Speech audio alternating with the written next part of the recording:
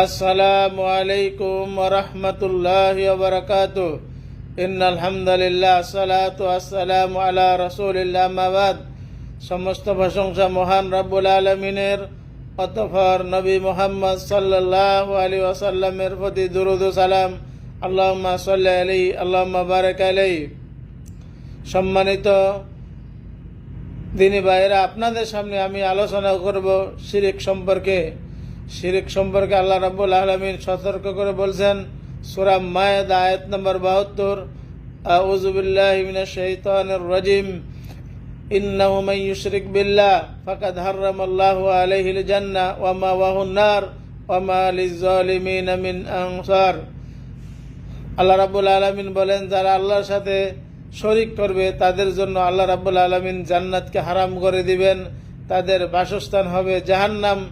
এরূপ লোকদের কোনো সাহায্যকারী হবে না, কেউ তাদেরকে সুপারিশ করবে না কিয়ামতের দিন। তাহলে শিরক সম্বন্ধে আমাদেরকে এলেম হাসিল করতে হবে। শিরক কি জিনিস? আল্লাহর রুবুবিয়াতে শিরক, আল্লাহর প্রভুত্বে রুবুবিয়াত, উলুহিয়াত এবং আসমা ও সিফাতে যদি আমরা শিরক করি তাহলে আমরা মুশরিক হয়ে যাব। তো অনেকেই জানে না রুবুবিয়াত, উলুহিয়াত, আসমা ও সিফাত। তা আমাদেরকে এলেম হাসিল করতে হবে। সঠিক এলেম আমরা কোত্থেকে পেতে পারি? সঠিক এই তাওহীদের দেশ সৌদি আরবে থেকে আমরা সঠিক এলেম নিতে পারি, কারণ এই দেশের আলেম ওলামা, সাহাবায়ে কারাম এবং তাবা তাবিঈনদের মানহাজকে ফলো করে।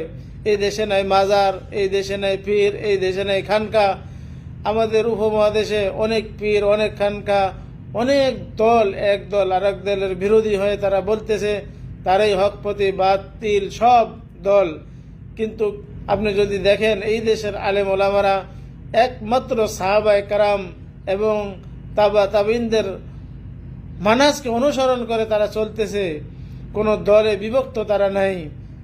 তাহলে আপনি সঠিক তাওহীদকে জানবেন, সঠিক শিরক কোনটাকে বলে, বিদআত কাকে বলে আপনি শিখতে পারবেন, তাহলে আপনি জান্নাতে যেতে পারবেন।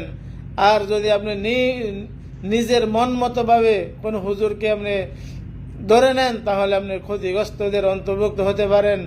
আল্লাহ রাব্বুল আলামিনের কাছে দোয়া করি, আল্লাহ রাব্বুল আলামিন যেন আমাদেরকে শিরক থেকে বাঁচায় দেয়, সঠিক তাওহীদের উপর আমরা থাকতে পারি, সেই তৌফিক দান করেন।